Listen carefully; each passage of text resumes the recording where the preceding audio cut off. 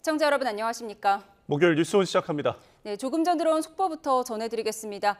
경북 북동부를 휩쓸고 있는 대형 산불 오늘로 엿새째인데요. 조금 전 3시 27분을 기해서 안동시 기란면에 주민 대피령이 내려졌다는 속보가 들어왔습니다. 네, 경북 산불이 사방팔방으로 확산을 하고 있습니다. 그 확산 여파로 기란면 송사 1리 마을 주민분들께서는 지금 즉시 기란중학교로 대피를 해달라는 주민행동 명령이 내려진 상태입니다.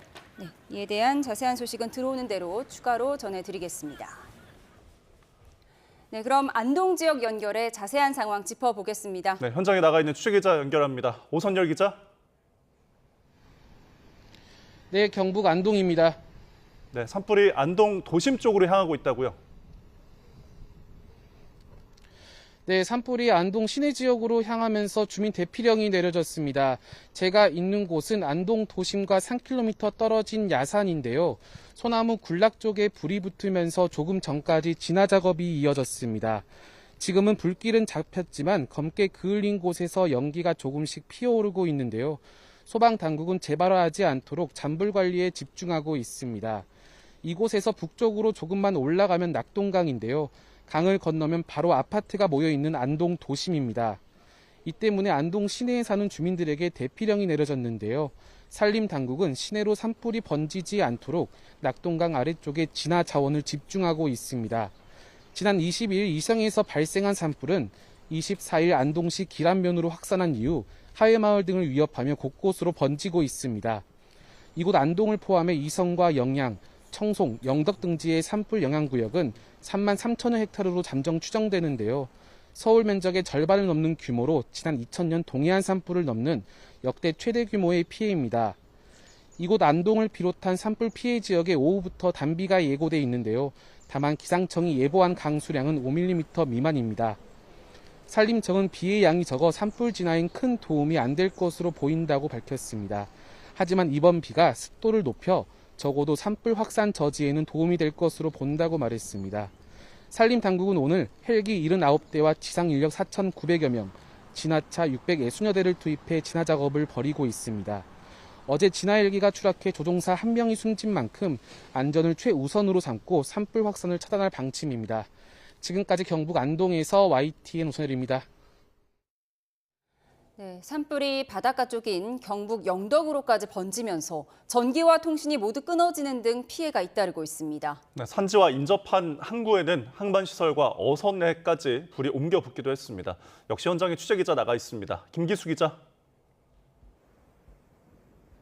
네, 경북 영덕군 영덕읍에 나와 있습니다. 네, 김 기자가 현재 있는 그곳의 피해 상황 전해주시죠. 네, 제 뒤로 불에 탄 주택이 보이실 겁니다. 인근에 있는 야산에서 불씨가 옮겨 붙으면서 모두 전소된 겁니다. 여기에서 1km 떨어진 곳에는 항구가 있는데요. 이곳에서 피해가 발생했습니다. 영상 보면서 말씀드리겠습니다. 해변가에 정박 중이던 어선이 모두 불에 탄 모습입니다. 앙상하게 뼈대만 남아있는데 원래 어선의 모습을 찾아볼 수가 없을 정도입니다.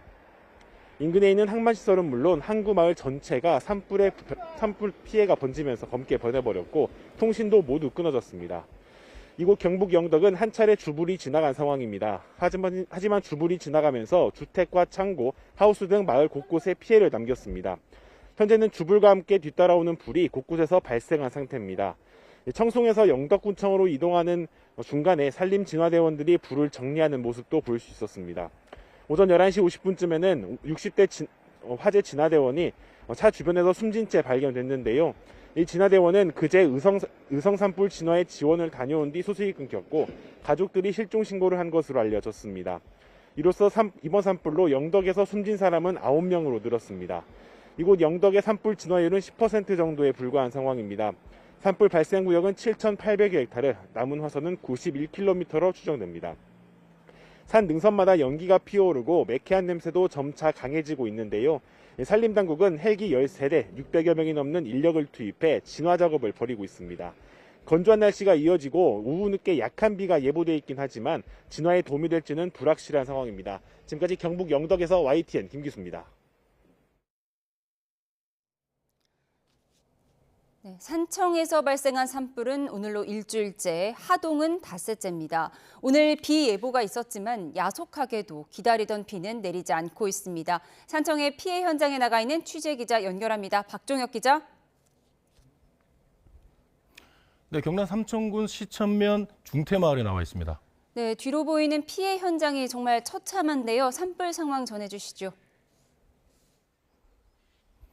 네, 조금 전 앵커께서 말씀하신 것처럼 이곳 산청에 비 예보가 있었지만 야속하게도 비가 내리지 않고 있는 상황입니다. 보면 습도는 높은데 비는 내리지 않고 있습니다. 제 뒤로 피해 현장 보시겠습니다.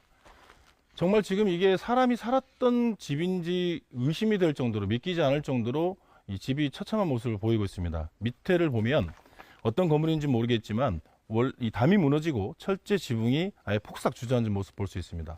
또 그 안쪽으로는 마을 주민들이 쓰던 이 자전거도 2대가 다 타서 까맣게 걸린 모습을 볼 수 있습니다. 마을 안쪽으로 한번 더 들어가 보겠습니다. 자, 이쪽을 보면 집이 지금 한 서너 채 정도인데요. 몇 채인지가 제대로 확인할 수 없는 그런 정도로 처참한 모습입니다. 모든 담벼락은 다 무너져 있는 상태고 집과 집 사이를 나누고 있던, 경계하던 담도 다 무너졌습니다. 안쪽으로 보면 마을 주민들이 쓰시던 농기구도 다 불에 타버렸고 또 경운기도 이렇게 처참한 모습으로 뼈대만 앙상하게 남은 그런 상황입니다. 정말 이 폭격을 맞은 듯하다는 말이 실감이 날 정도입니다. 조금 더 마을 안쪽에 다른 옆집으로 한번 들어가 보겠습니다. 지금 바로 옆집인데요. 원래 이렇게 정원이 잘 꾸며져 있는 그런 집입니다. 그런데 바닥을 보시면 이 나뭇잎들이 이렇게 불에 타서 새카맣게 걸려 있는 모습이고 지금 소나무가 한 5-6그루 정도 있는데 밑둥이 다 불에 타버리는 그런 모습을 볼 수 있습니다. 또 위쪽으로 봐도 나뭇잎들도 다 타버린 모습을, 새까맣게 타버린 모습을 볼 수가 있습니다. 저 안쪽에 집이 있습니다. 보시면 실외기가 보이실 텐데요. 에어컨 실외기로 보이는데 다 타서 쓸 수가 없는 그런 지경입니다. 또 현관 안쪽으로 이렇게 살펴보면 안에 물건이 하나도 없고 모든 물건들이 다 주저앉은 그런 모습입니다. 자, 오늘로 산청 산불이 난 지 일주일째입니다. 그러니까 지난 금요일 날 났고 오늘이 목요일이니까 딱 일주일인데요. 도대체 왜 산불이 이렇게 꺼지지 않을까? 언제쯤 꺼질까? 이렇게 궁금해하시는 분들이 많으실 텐데요. 설명을 해드리겠습니다. 어제 저녁 6시 기준으로 산불의 잔여 화선이 16.5km였습니다. 그런데 오늘 아침 05시 기준으로는 16km였습니다. 500m밖에 차이가 그러니까 500m밖에 불을 끄지 못한 건데요. 실제로 보면 그렇지 않습니다. 왜냐하면 밤새 진화대원들이, 특수 산불 진화대원들이 현장에 투입돼서 불을 끄지만 불을 끄면 다른 옆으로 번지고 또 끄면 번지는 그런 상황이 계속 이어지기 때문에 불을 끄기가 쉽지 않은 겁니다. 어제 저희 임영준 기자가 이 마을을 들러서 마을 주민 한 분을 만났는데요. 마을 주민의 말씀 한번 들어보시겠습니다. 처음 봤어. 18살 먹어서 내가 이 동네 뒤 시집 와갖고 지금까지 여기 살고 있거든. 내가 올해 88인데 내 나이가 지금까지 여기 살아도 이런 거는 처음 봤어. 네, 오늘로 말씀드린 것처럼 산불 난 지 일주일입니다. 오늘 산불 진화는 구름 때문에 어려움을 겪고 있습니다. 비는 내리지 않고 이 정상 부근에 구름이 깔려 있는 상황입니다. 그래서 헬기가 시계가 확인되지 않아서 뜨지 못하는 그런 상황입니다. 현장에서 오늘 박완수 도지사를 만나서 얘기를 들어봤는데요. 일기 상황이 도와주지 않아서 그야말로 속수무책이라는 말이 절로 나오는 실정이라고 전했습니다. 이 시야가 확보되지 않아서 헬기가 거의 운항하지 못하는 실정을 설명한 건데요. 하동의 경우 산불이 정상 부근에서 밑으로 내려와서 인력 진화가 가능합니다. 하지만 산청은 반대로 산이 높고 또 불이 정상 가까이서 진행되고 있기 때문에 이 진화하기가 어려운 겁니다. 헬기가 큰 역할을 하는데 헬기 동원이 어려운 상황이라서 이 산불 진화율이 낮아지지 않고 있습니다. 이 산청 하동 산불은 최고 90%까지 올랐던 진화율이 계속 내려가고 있습니다. 오늘 오후 2시 기준으로 진화율은 80%입니다. 불의 길이는 전체 70km에서 남은 길이가 14km입니다. 산불 영향구역도 1745헥타르로 늘었습니다. 어제 불길이 옮겨간 지리산 국립공원도 영향구역이 어제는 20헥타르였는데요. 오늘은 30에서 40헥타르로 늘어난 것으로 통합주의본부는 추정하고 있습니다. 또 현재 산청과 하동에서 모두 1,600여 명이 여전히 대피소에서 지내고 있습니다. 지금까지 산청 산불 현장에서 YTN 박종혁입니다. 네, 영동 지역뿐이 아닙니다. 어젯밤 주택 화재로 시작된 전북 무주 산불도 진화 작업이 이어지고 있습니다. 산불 대응 단계가 2단계로 격상됐고 일부 주민 대피도 이뤄졌습니다. 취재 기자 연결하겠습니다. 나연호 기자, 전북 무주 지역 상황 어떻습니까?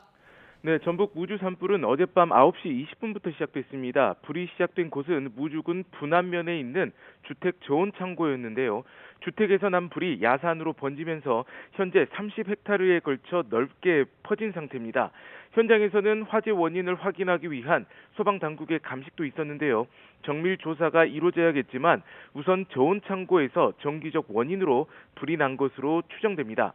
해당 지역에는 오전 10시부터 산불 대응 단계가 2단계로 격상됐습니다. 산불 2단계는 50에서 100헥타르에 걸친 피해가 예상될 때 발령되는데요. 진화율은 현재까지 70%에 머물고 있습니다. 조금 전부터 무주 산불 현장에는 약하게나마 비가 내리고 있는 것으로 전해졌습니다.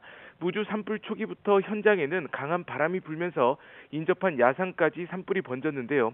특히 산세가 험한 조항산 옥녀봉은 헬기로만 진화가 가능한 것으로 전해졌습니다. 현재 산림청 헬기 석대와 이 전라북도에서 임차한 헬기 석대가 산불 현장에 물을 쏟아붓고 있습니다. 또 전문 진화대 그리고 무주군청 공무원 등 600여 명이 동원돼서 불길을 잡고 있습니다. 아직 거리가 많이 남아있긴 하지만 불이 난 곳은 이 무주 덕유산과 적상산 국립공원 지역과 가깝습니다. 특히 적상산 국립공원은 조선 왕조실록을 보관하던 적상산 사고라는 유적지가 있는 곳이기도 합니다. 현재까지 인명피해는 없는 것으로 확인됐습니다. 앞서 무주군은 인접 4개 마을 주민에게 마을회관 등 안전한 장소로 대피하라는 안전 문자를 발송했는데요. 대소마을을 비롯한 마을 3곳 주민 221명이 대피했다가 현재는 135명이 귀가했습니다. 지금까지 전국부에서 전해드렸습니다. 한덕수 대통령 권한대행이 중대본부장인 고기동 행정안전부 장관 대행에게 산불이 진정될 때까지 경북에 상주해 총괄 지휘하라고 긴급 지시했습니다.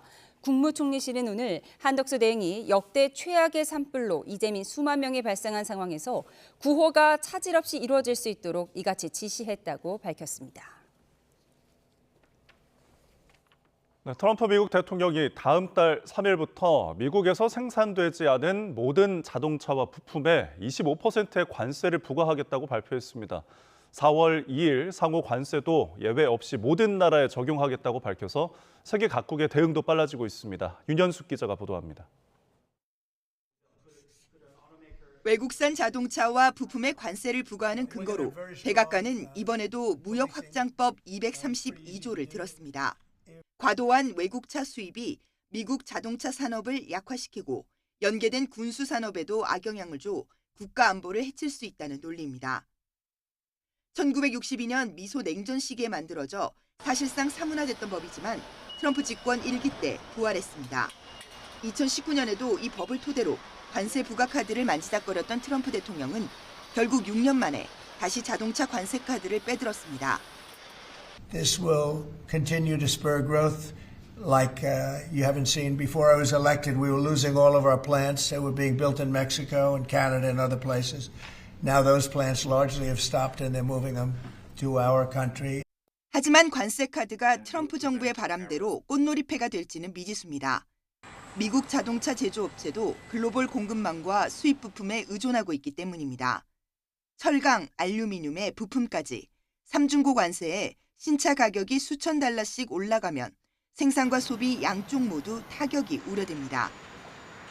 Is already at around 49,000, near an all-time high. So incremental or even major shifts in that pricing is going to affect demand, and that's a concern of us because that has a backward push on the supply chain with regards to production cuts and maybe employment cuts. 4월 2일 상호관세 부과를 앞두고 자동차까지 선제 타격을 맞은 세계 각국은 대응 마련에 분주합니다. 유럽연합과 캐나다는 맞불 관세를 불사하겠다고 밝혔고 중국은 세계무역기구 제소 절차까지 시작했습니다. 국가별 상호관세까지 발표되면 트럼프가 쏘아올린 관세 전쟁과 통상 갈등이 최고조에 달할 것으로 보입니다. YTN 윤현숙입니다.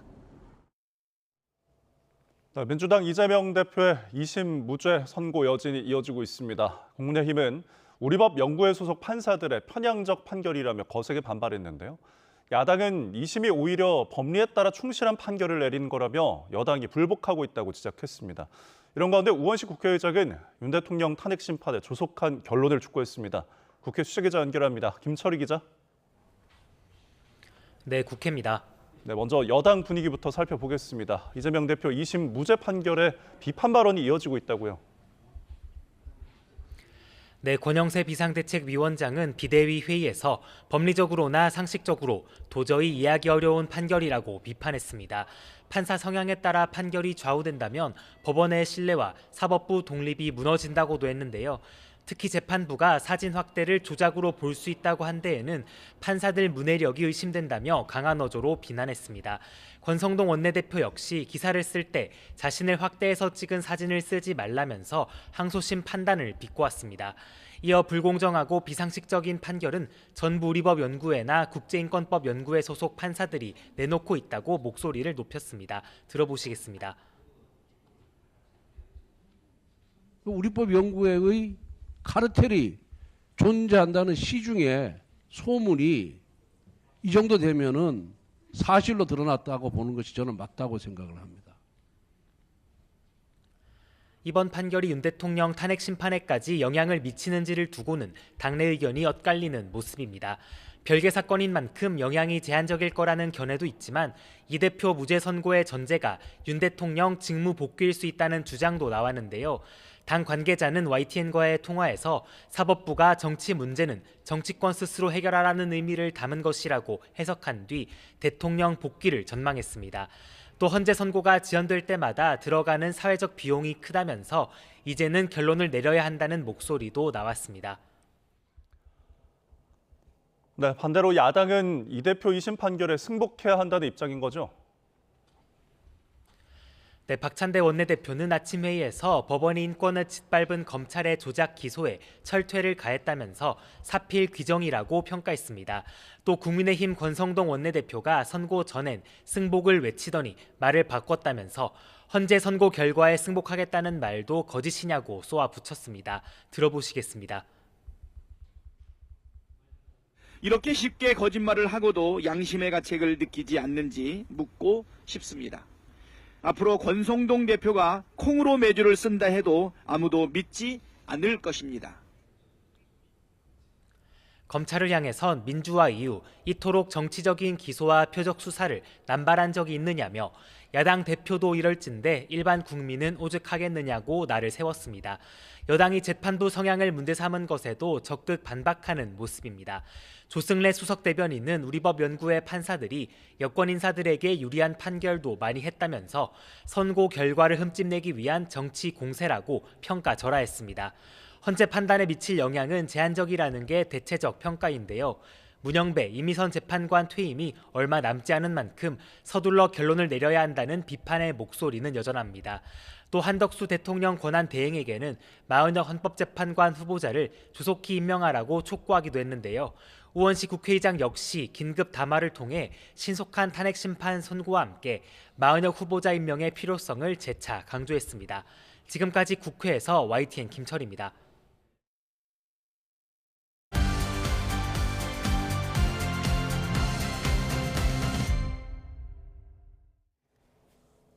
네, 조금 전 들어온 속보부터 전해드리겠습니다. 안동 송사리 산불이 확산하고 있는데요. 이에 따라서 청송군이 주민 대피령을 내렸습니다.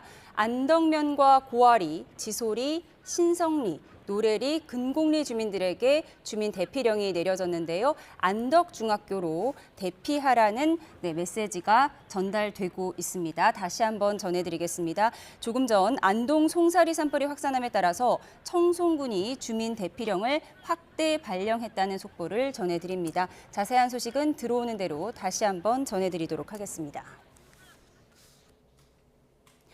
이재명 민주당 대표의 공직선거법 위반 혐의 2심 무죄 선고로 정치권도 요동치고 있습니다. 정치의 겉과 속을 들여다보는 정치온, 오늘은 윤기찬, 조기현 여야 법률위 부위원장 두 분과 함께하겠습니다. 어서 오세요.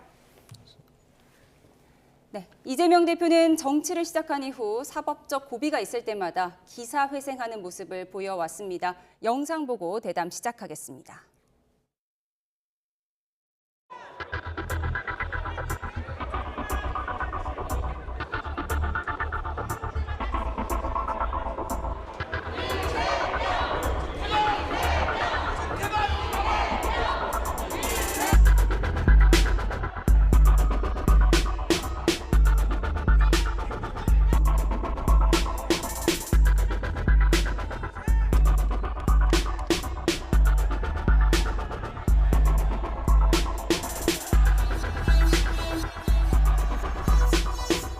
사실 이 순간에도 어딘가에 산불은 번져가고 누군가는 죽어가고 경제는 망가지고 있지 않습니까? 더 이상 이런 국력 낭비하지 않기를 바랍니다. 이 많은 에너지가 진실과 정의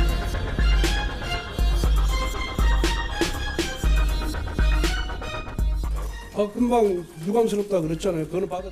재판부의 판결문이 어제 91분이었습니다. 이 사건에 대해서 거짓말하지 않았다는 것을 입증해주기 위해서 재판부가 너무 많은 공을 들인 것 같아요. 이 사건을 규정하는데 91분의 판결문이 필요했을까? 사법부가 이재명 대표를 무죄 만들어주기 위해서 정말 새로운 논리를 막 계속 쏟아내고 있다.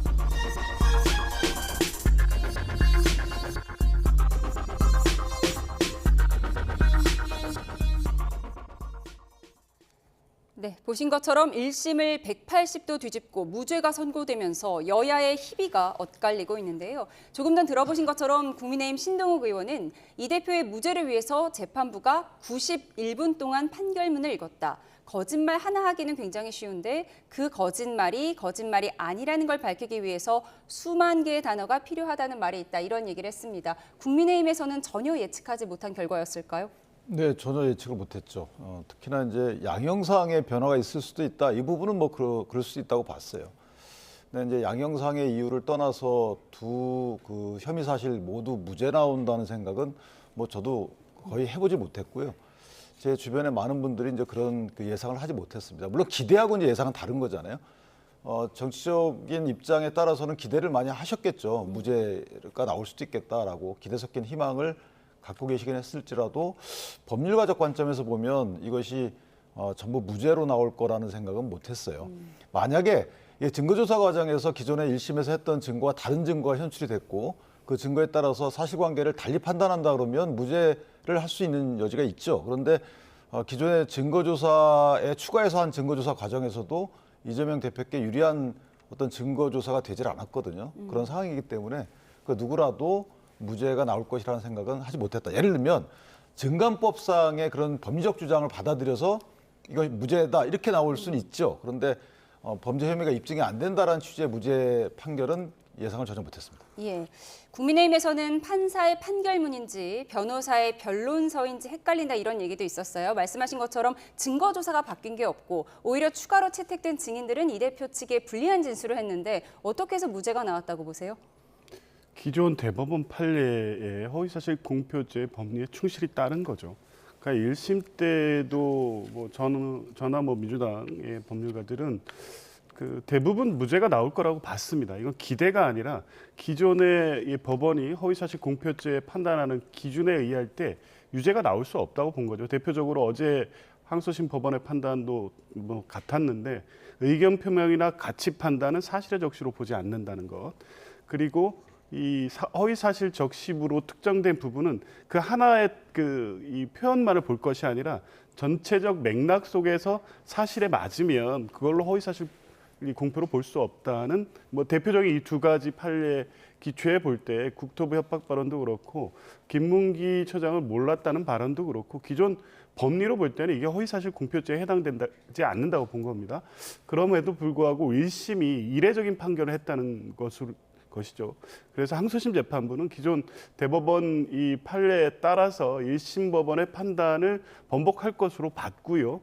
실제 항소심 법원은 어제 판결문에서 대법원의 기존 판례를 그대로 원용하면서 이 사실관계를 하나하나 조목조목 매우 꼼꼼하게 해석하고 판단을 했습니다. 당연한 결과라고 봅니다. 그런데 공소장 변경을 할 때부터 혹시 무죄가 예상됐던 것 아니냐, 물론 결과론이지만요. 공소장 변경을 재판부가 요청했을 때 사실 검찰 측과 이 대표 측이 서로에게 유리한 것이다라고 해석을 했었는데 어쨌든 이 대표가 무죄가 나왔으니까 이 대표 측의 손을 들어준 셈이에요. 통상 저희가 공소장 변경 요청을 할 때는 이제 유죄 심증이라고 보거든요. 왜냐하면 이제 공소장 변경을 수차례 요청하면 다른 문제지만 이거 왜 특정이 안 된다, 뭐 이렇게 해봐라 저렇게 해봐라 요청을 수차례 하면 검찰의 불리한 이제 정황이라고 저희가 판단하지만 일반적으로 공소장 변경을 요청한다는 것은 이게 유죄로 하려고 하는구나라고 인식을 해요. 그런데 이번에 이제 이 판결문을 보면 공소장 변경을 요청해서 공소장 변경이 됐단 말이에요. 근데 판결문의 내용이 어떤 게 있냐면 자, 공소장 변경을 했기 때문에 1심은 무효다 이렇게 시작을 해요. 1심은 직권 파기하겠다. 달리 말하면 1심에서 인정한 사실관계에 불구하고 내가 다시 판단할 수 있는 상황을 만들고 시작을 합니다. 판사님들이. 그런데 그 내용을 보면 어쨌든 그러면서 또 그렇지만 내가 그 새로운 이 사람들의 뭐 여러 가지 변소 내용과 검찰의 주장을 다시 한 번 더 판단해 보겠다. 그 말은 뭐냐면 저희가 항소심이라는 것은 좀 어려운 말이긴 하지만 사후심의 성격을 가져요. 그 말은 뭐냐면 항소심은 1심 판단을 존중하고 추가적인 변경 요인이 있는지에 대해서 그걸 추가해서 판단하는 거죠. 복심이 아닙니다. 다시 다 시작을 한다는 의미가 아닌 건데 이 복심의 구조를 갖기 위해서 공소장 변경을 유도하고 1심 판결에 불구하고 새로이 하려고 했던 것이 아닌가 이런 오해를 살 만한 그런 이제 그 어떤 재판 진행의 정황이 있어요. 물론 그렇지는 않겠지만 제가 볼 땐 왜 굳이 공소장 변경을 요청했을까?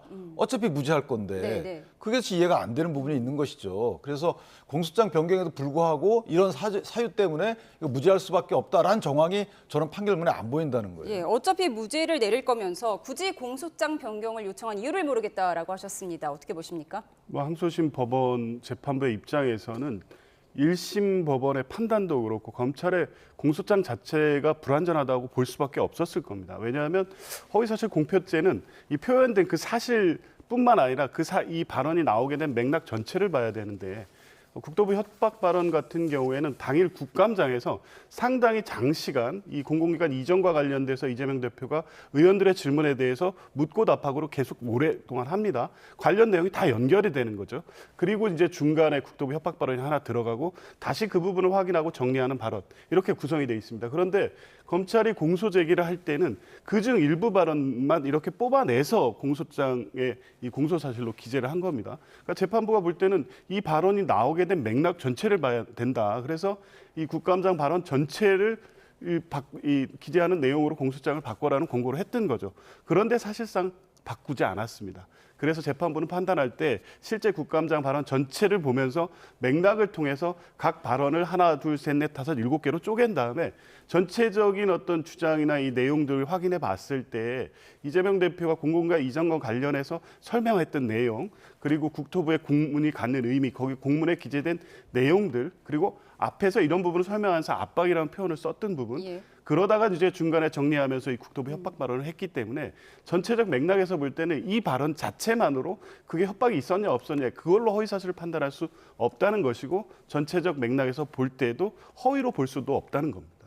예. 근데 잠시만요. 저희가 뉴스 속보가 들어와서 먼저 전해드리겠습니다. 지금 전국적으로 산불 진화 작업에 어려움을 겪고 있는데요. 경북 안동과 청송, 영양, 영덕 지역에 산불 피해와 관련해 특별 재난 지역으로 추가 선포됐다는 속보가 들어왔습니다. 다시 한번 전해드리겠습니다. 정부가 경북 안동과 청송, 영양, 영덕 지역을 산불 피해와 관련해 특별 재난 지역으로 추가 선포했다고 합니다.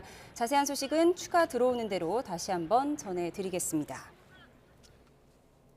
네, 이번 법원 결정으로 이 대표는 그동안 자신을 옥죄던 사법 리스크의 일부분을 덜어내게 됐는데요. 여야 엇갈린 목소리 듣고 와서 대담 이어가겠습니다. 이재명 대표는 뭐 나오는 얼굴에 그냥 신나셨더라고요. 네, 이 산불로 힘들어하는 국민들 앞에 그런 밝은 모습을 보여주는 게 맞나 싶긴 한데요. 자기가 이제 무사하다는 자기 무탈 이런 것 같아요. 일단 나부터 살고 보자. 그리고 내가 살아나니까 그 다음에 정치 행위를 시작하자 그래서 안동으로 간 거죠. 축하할 일이죠. 그 당연한 결과고요. 또 그것을 확인하는 거고 또 이재명 대표도 그렇고 민주당 입장에서는 상당히 이제 걱정하는 면도 있었지만 결국은 좋은 결과가 나왔기 때문에 축하할 일이죠. 당연한 거 아니겠습니까? 요즘에 이제 워낙 재판들이 어떻게 되는지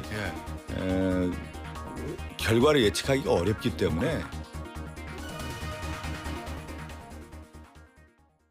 여야 목소리 듣고 오셨습니다. 조정훈 의원은 고 김문기 씨의 부인이 하루 종일 울었다면서 그게 국민의 마음이다 이런 얘기를 했습니다. 네, 아까 판결에 대해서 좀 더 하실 말씀이 있으신 거죠? 국민의 신마음이겠죠. 국민의 마음이라기보다는. 근데 사실은 이제 백현동 관련해서는 저는 좀 그 재판부가 유법한 판단했다고 볼 수밖에 없는 것이 그러니까 아까 변호사님 말씀하신 것처럼 세 단계로 그 논리적 접근을 합니다. 첫 번째 본인의 도입 부분에서는 국토부의 그 법률에 의한 요구가 있어서 불가피하게 내가 응할 수밖에 없었다.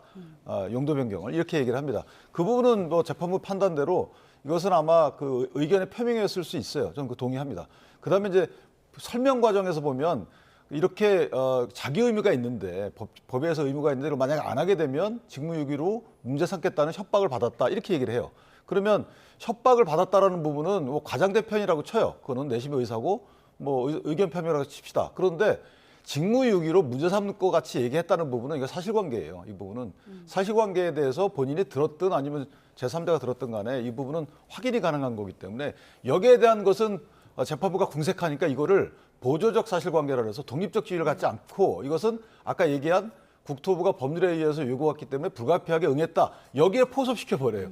이렇게 저는 사실관계 판단하는 게 이게 맞는지에 대해서는 이 부분은 글쎄 저는 도저히 이해가 안 가는 부분이 1심에서 정확히 이 증거 판단에 의해서 인정한 이 사실관계에 대해서 그냥 날려버립니다. 나머지를 포섭할 수 없기 때문에. 그러니까 이 부분에 대해서는 재판부가 왜 이렇게 판단하는지에 대해서 수긍이 안 가는 거죠. 그래서 변호사님 말씀처럼 의견 표명 내지 주관적 인식 다 좋습니다. 그런데 이렇게 누군가가 국토부의 누군가가 이재명 대표 또는 성남시 공무원에게 마치 이게 의무조항이 있기 때문에 당신이 이거 하지 않으면 직무유기를 문제 삼을 거야 라고 멘트를 했다는 거잖아요. 뭔가 그런 멘트를 했다는 부분은 분명한 입증 가능한 사실인데 이것을 포섭하지 않고 날려버린다는 거. 이 부분은 도저히 수긍할 수가 없는 부분이죠. 예. 국토부 협박받았다는 걸 허위로 보지 않은 재판부의 판단에 대한 의견을 전해주셨습니다. 어쨌든 무죄 판결을 받은 이재명 대표는 이제 어젯밤 안동 화재 현장을 방문하면서 차기 지도자의 면모를 부각하는 데 주력할 것으로 보이는데요. 네, 오늘은 어떤 움직임을 보였죠?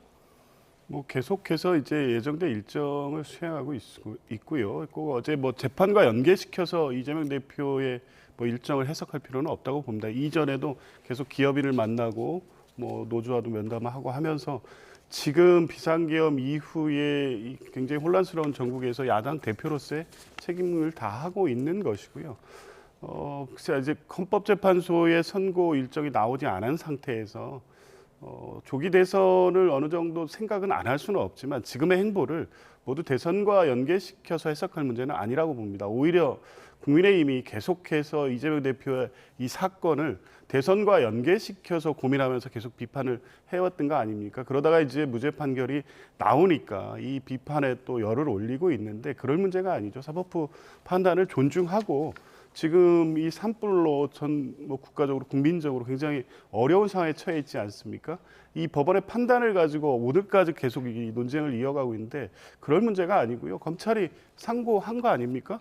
대법원의 판단을 받으면 될 일이기 때문에 지금 여야는 이 문제를 정치적 쟁점 삼고 혹시라도 있을 대선에서 유리한 고지를 점하기에 불필요한 논쟁을 할 것이 아니라 지금 산불 진화 또 국민들의 민생 안정을 위해서 대화하고 힘을 모을 때라고 봅니다. 예, 사실 오늘 국회 본회의가 예정돼 있었고 최상목 부총리의 탄핵 절차를 시작하는 것이 아니냐 이런 예측도 있었는데요. 본회의를 취소하고 산불 대응에 집중하자는 입장이잖아요. 국민의힘은 그럼 향후 행보를 어떻게 가져갈 걸로 보세요? 일단 산불은 사실 국가적 재난 상황이기 때문에 저 부분은 여야 할 것 없이 여야 여정이 다 매진해야 될 부분이 있죠. 그다음에 닥치는 정치 상황에 대해서는 또 그때그때 대응을 해야 되는 것이기 때문에 이재명 대표께서 개인적으로 다 이제 피선거권을 보존했기 때문에 본인의 정치적인 앞으로 그 활로는 열린 거죠. 근데 이제 민주당 입장에서 보면 복잡한 상황이 도래한 것이고 마찬가지로 국민의힘 입장에서 보면 단기적으로는 악재가 분명합니다. 그래서 악재에 대한 어떤 평가하는 것은 뭐 전 당연하다고 보고 특히나 이제 그 재판부가 본인들 판결문에 써 있듯이 가급적이면 대다수의 사람들이 수긍할 만한 법률 해석을 해야 된다라고 썼기 때문에 그렇지 않은 이제 판결문을 적시한 것도 대비되는 거라서 거기에 대한 단기적 비판은 저는 불가피하다고 생각을 합니다. 예, 잠시만요. 또 속보가 들어와서 먼저 전해드리겠습니다. 네, 북한 김정은 국무위원장이 러시아를 방문한다는 속보가 들어와 있습니다. 안드레이 쿠텐코 러시아 외무부 차관이 밝힌 내용인데요. 올해 김정은 북한 국무위원장의 러시아 방문이 준비되고 있다고 밝혔습니다.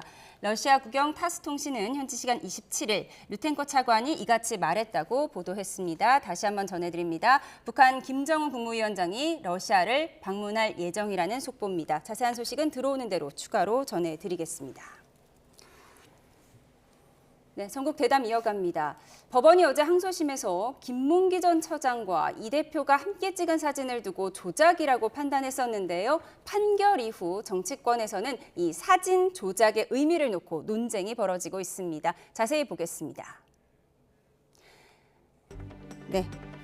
1심 재판부는 이 대표가 김 처장과 골프를 같이 친 사이다. 그러니까 거짓말한 것이다. 이 사진을 놓고 이렇게 봤습니다. 다시 한번 전해드리면 이재명 대표가 성남시장 재직 당시에 성남도시개발공사 고 김문기 처장을 몰랐다고 강하게 부인하자 국민의힘에서는 이 사진을 제시하면서 함께 골프까지 친 사이에 모를 수가 있겠느냐 이렇게 반문했었죠. 특히 두 사람이 포함된 부분을 확대해서 제시했습니다.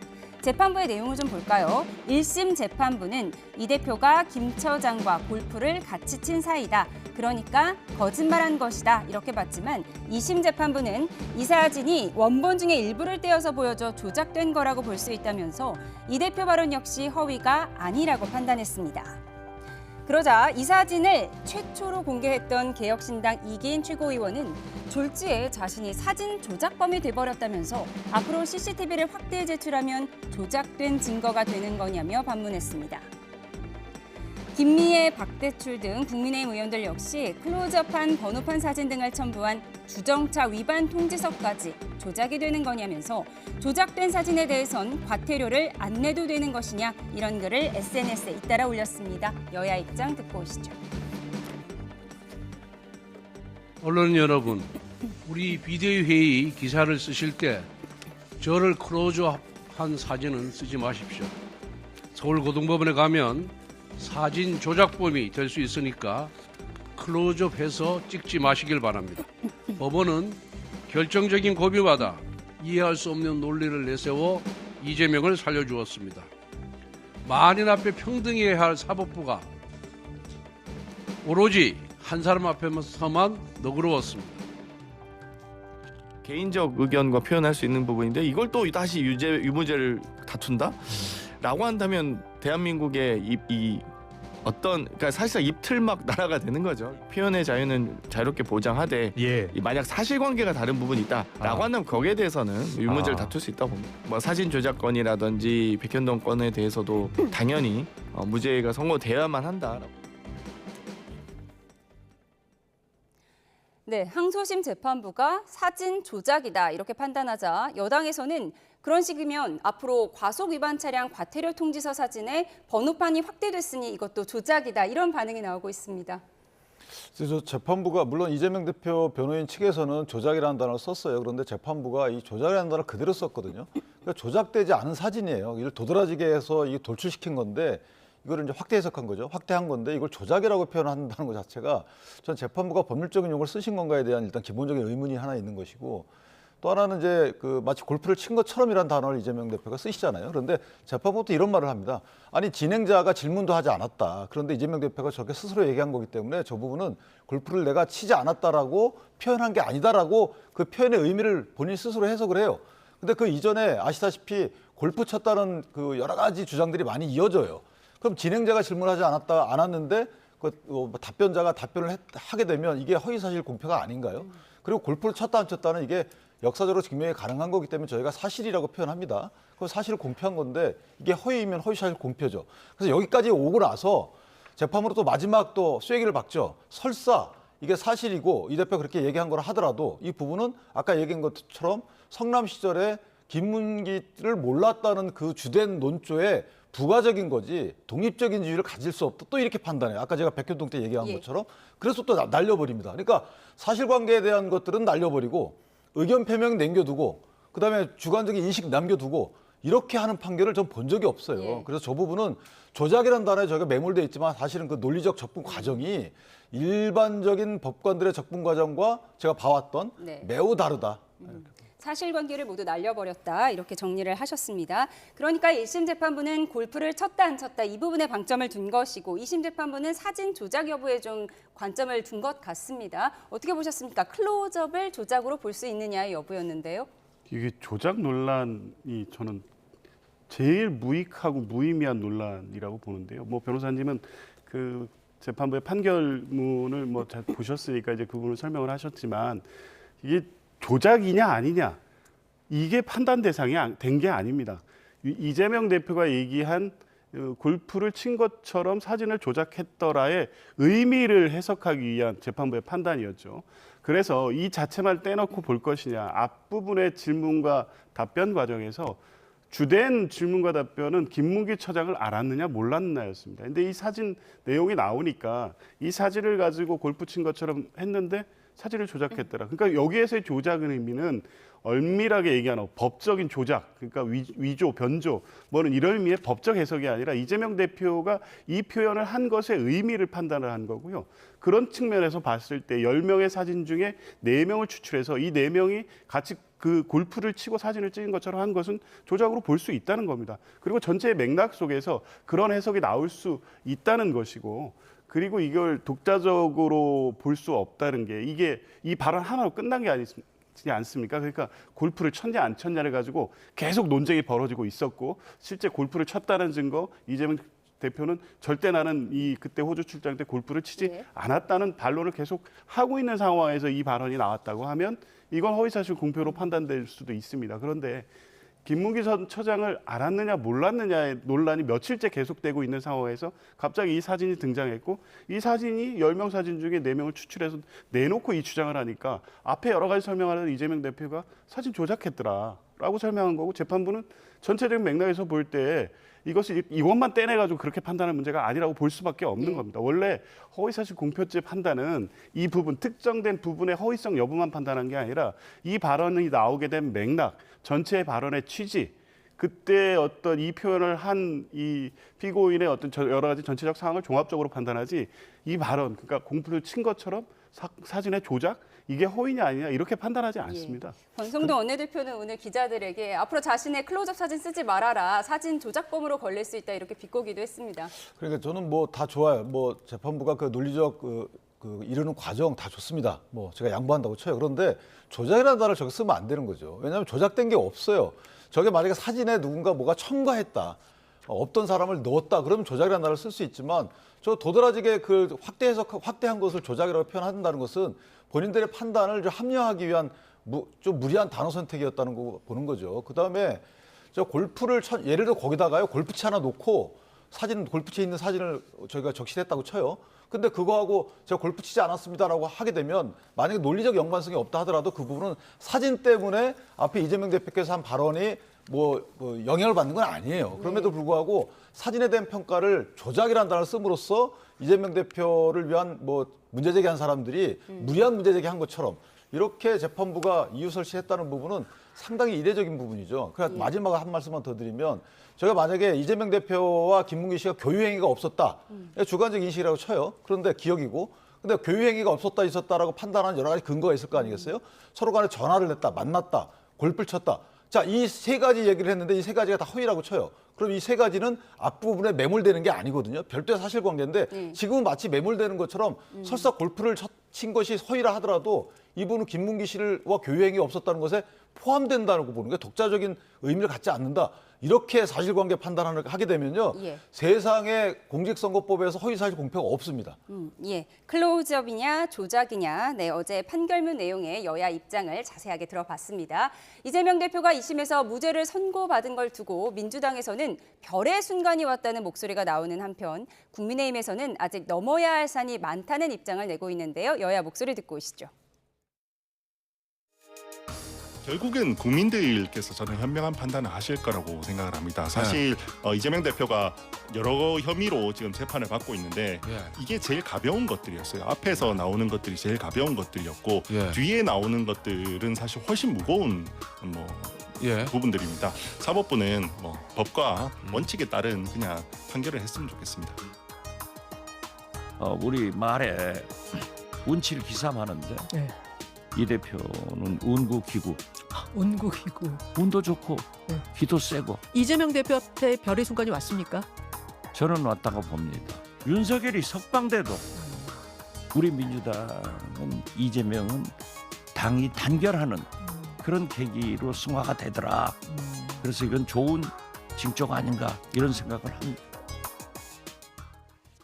박지원 의원은 이재명 대표를 향해서 운도 좋고 기도 세고 별의 순간이 왔다라고 얘기를 했습니다. 그렇게 보세요?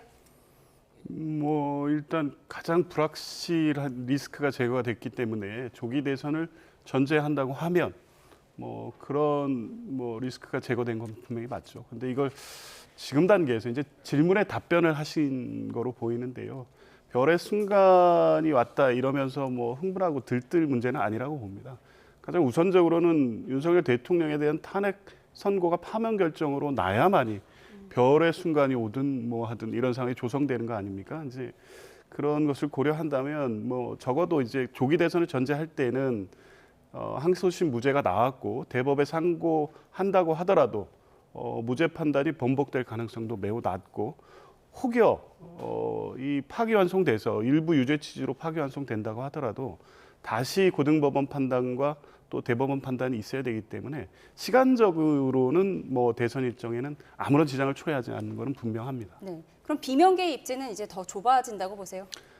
상대적으로 그럴 수밖에 없죠. 뭐 이재명 대표에 대해서 비판을 하거나 대안 체제를 모색해야 된다는 것에 가장 핵심적인 문제가 이 공직선거법 2심이었고 1심에서 유죄가 났기 때문에 만약 2심에서도 똑같이 유죄가 나왔다고 하면 당으로서는 상당한 위기감을 느낄 수밖에 없고. 우선 뭐 비명계 주자들도 당연한 결과이다, 환영한다, 사필 규정이다, 한시름 들었다 이렇게 뭐 긍정적인 반응을 내고는 있습니다. 네, 그럴 수밖에 없고 당연히 이제 저런 입장이시겠죠. 이제 대선 뭐 경선 일정이 간다고 하면 지금까지 이제 준비를 하시고 있던 뭐 주자들로서는 실제 설 자리가 굉장히 좁아진 것은 분명해 보입니다만 어찌됐든 만약 대선 체제로 가고 경선 일정이 간다고 하면 각자 자기 목소리를 내면서 또 이재명 대표와 경쟁하는 구도를 만들 것으로 봅니다. 예, 여권 잠룡들의 입장도 좀 궁금합니다. 네, 여권 임장들의 그래픽이 준비되면 보여주시죠.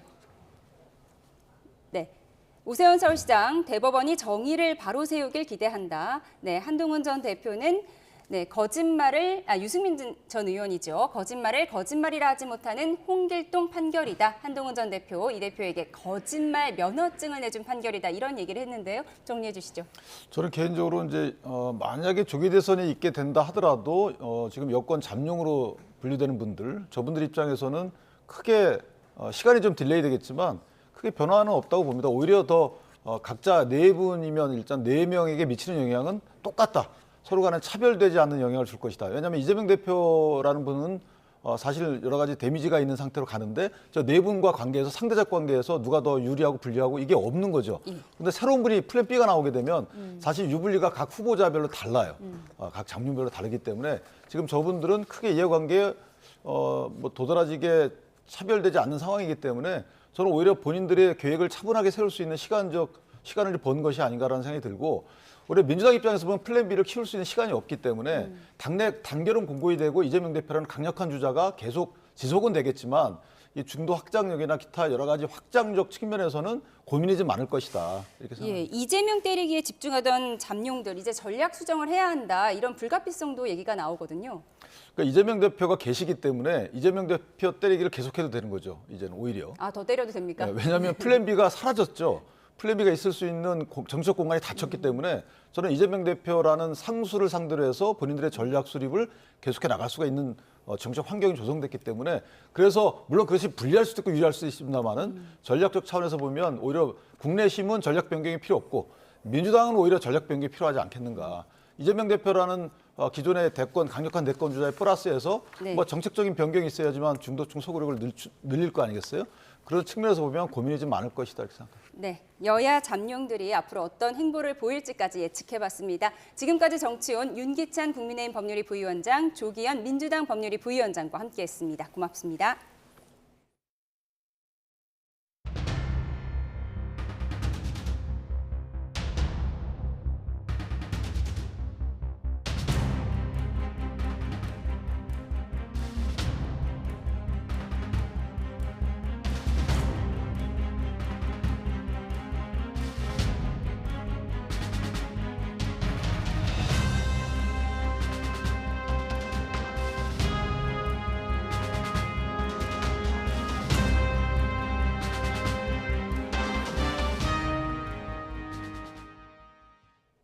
네, 조금 전 들어온 속보부터 정리해드리겠습니다. 전국적인 산불로 인한 사상자가 59명으로 증가했다는 속보가 들어왔습니다.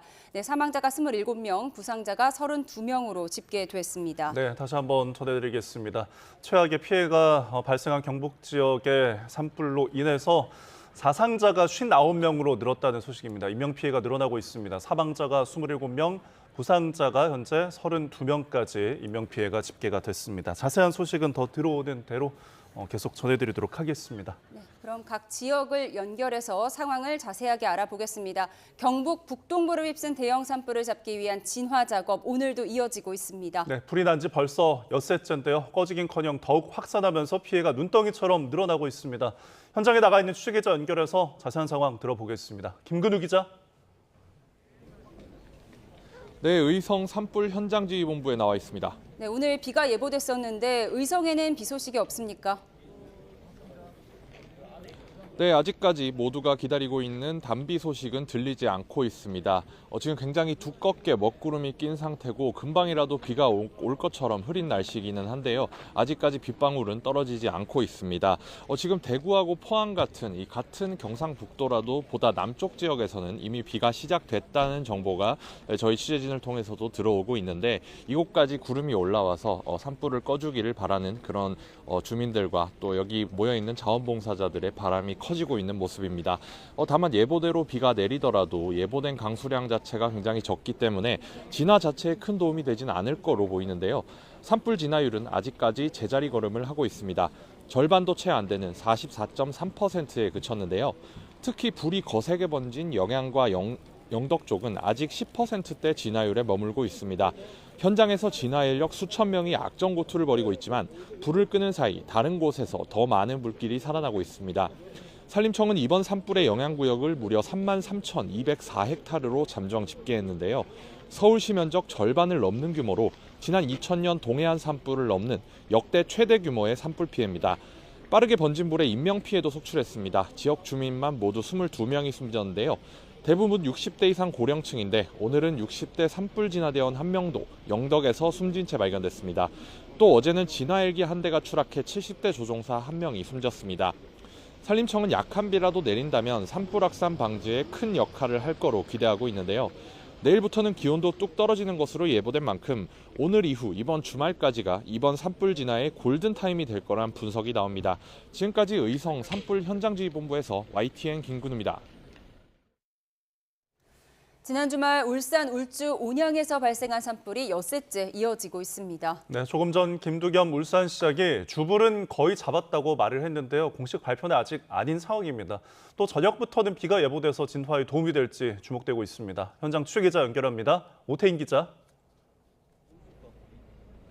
네, 울산 울주 산불 현장입니다. 네, 주불이 진화됐다고 볼 수 있는 건가요? 네, 조금 전 오후 3시 이번 산불을 지휘하는 김두겸 울산시장이 밝힌 내용입니다. 본인이 판단할 때 주불을 잡았다고 말했는데요. 하지만 아직 공식적으로 주불 진화는 아닙니다. 울산시와 공동으로 산불을 진화하는 산림청은 헬기 기장이 현장을 확인하고 주불 진화 회의를 한다고 설명했는데요. 이런 상황을 고렸을 때 주불은 거의 잡은 것으로 보이는데 산림청의 판단이 남았습니다. 며칠째 꺼졌다가 살아나기를 반복하던 이번 산불이 진화 쪽으로 방향을 바꾼 건 역시 비가 큰 역할을 했습니다. 울산 지역에는 오늘 0시부터 약하긴 하지만 땅을 적실 정도로 비가 내리면서 습도가 올랐는데요. 메말랐던 대기 습도가 올라가면서 불 확산을 막은 겁니다. 확산이 멈춘 동안 인력 1,400여 명이 직접 산에 올라 눈으로 불을 껐고 헬기도 공중에서 지원했습니다. 여기에 더해 오늘 저녁부터 또 비가 예보됐습니다. 아침에 비를 뿌린 구름과는 다른 비구름이 접근하면서 밤사이 5mm 내외 비가 내릴 것으로 보입니다. 주불은 거의 잡은 것으로 판단하는 상황에서 다시 내리는 비가 확실히 불을 끌지 주목됩니다. 울산시 등 관계기관이 집계한 진화율은 오후 3시 기준 81%입니다.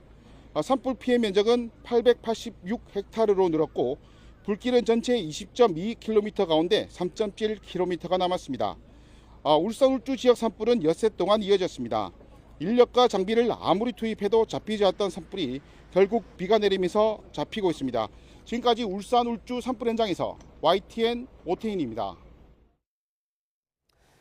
대형 산불이 덮친 마을에 살던 주민들 심각한 피해로 망연자실할 수밖에 없는데요. 네, 피해 상황을 전해달라는 제보도 계속 이어지고 있습니다. 양동훈 기자가 제보 영상을 모아서 보도하겠습니다. 인적 없이 평화로워 보이던 산골 마을로 갑자기 불똥이 잔뜩 날아듭니다. 고작 2분여 만에 멀리서 불이 타오르는 모습이 보이고 잠시 뒤에는 가로수 앞 풀숲에서 무섭게 불이 번져나갑니다. 얼마 지나지 않아 마을 곳곳에서 화염이 치솟아오릅니다. 제보자는 불이 번질 당시 마을에 있었던 어머니가 겨우 대피에 성공해 목숨을 건졌지만 집을 잃고 충격에 휩싸여 있다고 전했습니다. 도랑이 있는데 그쪽으로 해서 이제 기어서 다른 동네까지 이제 1시간 정도 걸어가셨다고 해요. 또 지금 트라우마가 너무 심하다 보니까 지금 뭔가 이렇게 기력이 많이 없으신 것 같거든요. 사방이 불타는 도로를 달려 겨우 탈출한 시민도 있습니다. 도로 바로 옆에서 커다란 불기둥이 솟구쳐 오르고 불타는 언덕은 마치 화산이 끓는 것 같은 모습입니다. 제보자는 사방에서 불길이 휘날려 오금이 저릴 정도였지만 돌아갈 수 없어 계속 달렸다고 말했습니다. 주변에 막 불바다처럼 온통 불밖에 없고 이제 마지막에 나올 때는 약간 생명에 위협되는. 곳곳에 불길이 번져 건물들이 타오르고 있는 산골 마을에서 트랙터 한 대가 흙을 쏟아붓고 있습니다. 단수로 물이 나오지 않자 마을 주민이 직접 임기응변으로 흙을 뿌려가며 산불이 건물에 옮겨 붙지 않게 애쓰고 있는 겁니다. 다음 날 해가 뜨자 쑥대밭이 된 마을이 드러났습니다. 건물 수십 채가 불에 타 무너져 내렸고 줄지어선 사과나무들은 앙상하게 탔습니다. 건물 더미에서 연기가 조금씩 피어오르는 곳이 있어요. 뭐 인삼밭을 경작하시는 분도 계시고 뭐 배밭을 농사짓는 분도 계신데 거의 다 탔죠. 외벽이 검게 그을린 건물 창문이 모조리 깨졌습니다. 깨진 창 안쪽으로 보이는 건물 내부는 완전히 다 타 아수라장입니다. 아버지가 지으신 집인데 25년을 살았습니다. 진짜 말이 안 나옵니다. 화도 안 나고 너무 어이가 없어가지고. 평화롭던 일상을 덮친 화마에 돌이킬 수 없는 피해를 본 시민들은 그저 망연자실한 채 도움을 호소하고 있습니다. YTN 양동훈입니다. 네, 그럼 이 내용 유재복 YTN 해설위원 실장, 김성용 국립경북대학교 산림과학과 교수와 함께 자세히 짚어보겠습니다. 두 분 어서 오세요. 네, 지금 불 상황이 가장 심각한 경북부터 살펴보겠습니다. 지금 안동 지역 상황 어떻습니까? 안동은 걱정이 됐던 게 그 남호면이라는 곳, 이 남호면이라는 곳에 불꽃이 올라가면서 이 남호면을 지나서 낙동강을 건너면 바로 안동 시내로 들어갑니다. 네. 그 시내 쪽에 불길이 번지게 되면 이제 피해가 눈덩이처럼 커지게 되거든요. 이 부분이 가장 걱정스러운데 다행히 오후 들어서 헬기가 투입되면서 그쪽 불길은 잡았다고 얘기를 하는데요. 예. 지금 뭐 불꽃이 어쪽으로 갈지는 아직까지는 잡히지는 않고 있지만 네. 진화율은 50% 초반대니까요. 안심할 상황은 아니고 지금 오후 들면서 사실 바람이 좀 더 세지기 때문에 피해가 어느 방향으로 갈지 아직 예상이 좀 어렵고요. 제가 이 출연을 위해서 어떤 그 전문가분하고 통화를 했는데 그분이 지금 그런 말씀을 하시더라고요. 지금은 답이 없다. 비가 오거나 동해안에 가서 스스로 꺼지거나 이렇게 얘기를 굉장히 비관적인 얘기를 하시더라고요. 지금 그쪽 상황이 그렇고요. 지난 1월과 2월에 미국 LA하고 일본에 이제 산불이 비슷한 게 났거든요. 이 두 불도 인력이 진화하지 못했습니다. 비가 눈이 오면서 꺼졌거든요. 지금 우리 상황도 그런 게 아닌가. 조금 비관적인 전망이 많은 것 같습니다. 네, 재해 재난이기 때문에 자연의 힘에 대해서 좀 기댈 수밖에 없는 것 같습니다. 그러면 이제 속수무책인 이런 상황 속에서 결국은 대피가 잘하는 게 중요하지 않겠습니까? 지금 대피령이 내려진 곳들이 속속 있다고요? 안동시 주민 대피령이 내려졌고요. 현재는 많은 곳에서 주민들이 이제 대피하고 있고 뭐 구호 물품 같은 게 좀 충분치 않다는 얘기들이 많이 들리고 있고요. 그다음에 무엇보다도 안동 전체가 완전히 연기에 휩싸여 있는 그런 상황이라고 하네요. 그래서 이제 병원 안에서도 마스크를 쓸 정도로 공기가 좋지 않다는 얘기가 있고 단수도 지금 여러 군데 단수가 이제 가합장이라는 게 되게 이 숲속 산 쪽에 있기 때문에 이쪽에 전기가 나가면서 단수가 많이 되는 것 같고요. 한 7, 8개 면 지역이 전부 단수가 되는 것 같고 단전도 한 2,500가구 정도가 단전이 됐다가 지금은 이제 거의 복구가 된 모양입니다. 경북 전체로 보면 뭐 피해가 훨씬 더 크고요. 이 피해는 오늘 내일 사이에 더 커질 가능성이 높다 이런 분석들이 많습니다. 예. 답이 없다. 비가 오거나 바다로 가서 불이 스스로 꺼지거나 네, 이러는 수밖에 없다는 좀 비관적인 전망도 전해주셨는데 지금 바람의 방향도 중요하지 않습니까? 지금 바람 방향은 어떤 거예요? 네, 일단은 뭐 전체적인 바람 방향은 뭐 바뀌지 않고 서쪽에서 동쪽으로 이제 불고 있다고 보실 수가 있고요. 그래서 산불 확산 방향도 마찬가지로 동쪽 방향을 향하고 있다고 보시면 될 것 같습니다. 뭐 지역 주민들은 지면 바람 때문에 골바람이 불죠. 그렇다 보니까 바람 방향이 수시로 바뀐다고 생각을 하지만 산불은 큰 틀에서는 동쪽 방향으로 향하고 있다라고 볼 수가 있겠습니다. 네, 알겠습니다. 자, 이렇게 확산하는 산불에 대해서 오늘 산림당국에서 이 확산 속도에 대해서 브리핑을 했습니다. 녹취 듣고 오시죠. 초속 27m의 강풍으로 인해서 매우 빠른 확산 속도를 가지고 있었고요. 그 확산 속도는 시간당 8.2km에 지금 달합니다. 이 그 8.2km는 과거에 그 2019년도 속초 고성 산불이 있었습니다.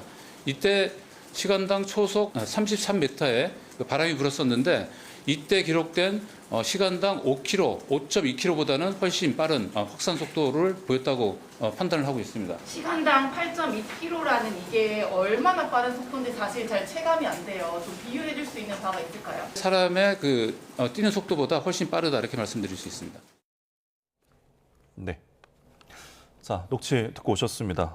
이게 시속 8.2km라고 해서 그 체감이 안 될 수가 있을 것 같은데 저희가 러닝머신 속도를 8km로 놓게 되면은 이 부분도 좀 숨찬 경우가 있잖아요. 굉장히 빠르다고 볼 수 있는 거죠. 네, 그렇습니다. 일단은 뭐 사람이 그 천천히 걷는 속도가 한 3에서 4km 정도를 걷고 시간당, 그리고 속보로 걸으면 한 5km 정도를 걷습니다.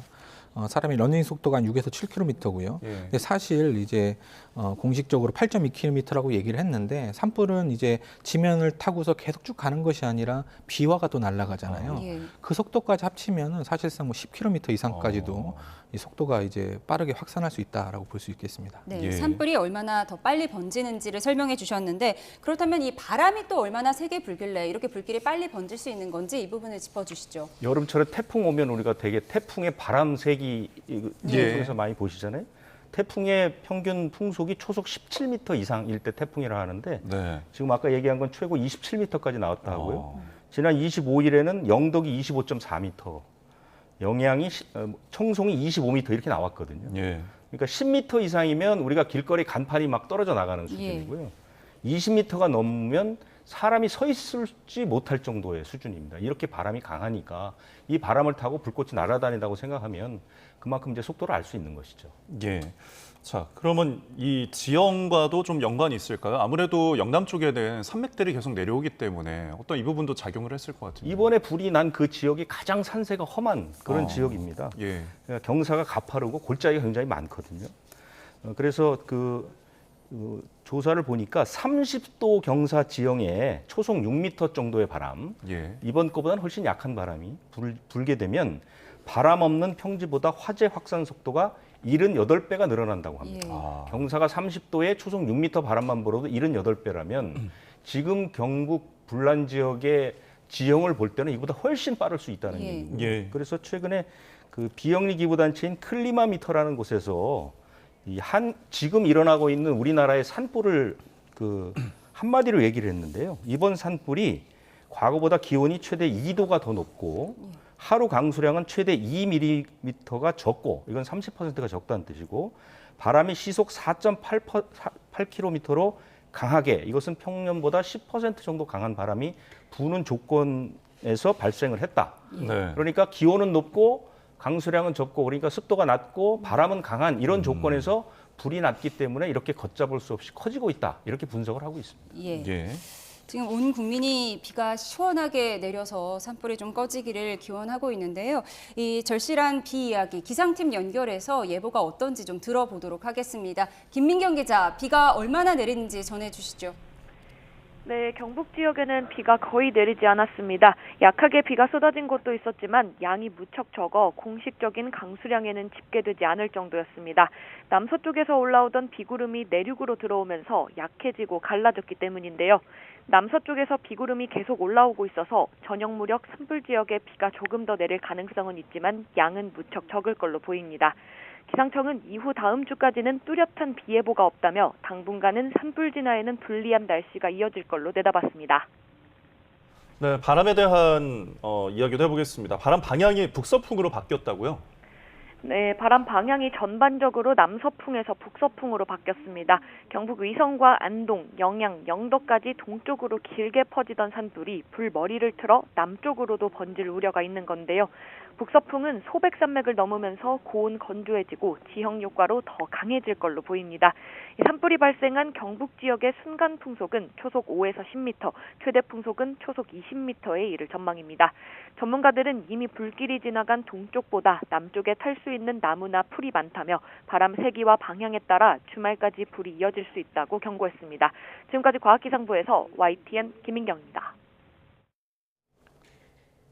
비가 생각보다 많이 내리지 않는 것 같은데 중국에서는 인공비도 내리잖아요. 이런 때 인공비를 내릴 수는 없을까요, 우리나라도? 네, 사실 중국에서 여러 가지 실험들을 했죠. 그래서 뭐 언론상에 보면은 뭐 한 5mm 정도의 비를 내리게 했다. 그 인공강우로 성공했다라고 얘기를 한 사례가 있었고요. 우리나라는 실내 실험으로 성공을 또 했었습니다. 근데 사실 그 인공강우라는 게 주변에 있는 수증기를 끌어모아서 어느 특정 지역에 비를 내리게 하는 건데, 뭐 지금 무성 산불 같은 경우에 대단히 넓은 면적이잖아요. 그렇다 보니까 주변에 있는 수증기를 끌어와도 그 효과가 적을 것이고, 봄철이기 때문에 모든 우리나라 전 지역이 다 습도가 낮기 때문에 인공강우 효과는 좀 적지 않나 이렇게 생각을 합니다.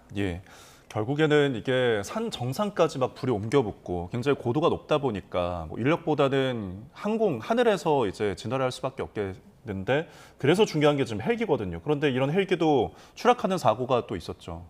산불을 끄는 가장 좋은 방법은 헬기죠. 헬기로 이제 물을 실어서 뿌리면서 이제 한꺼번에 불을 끄는 건데, 우리나라 이 헬기가 상당히 심각합니다.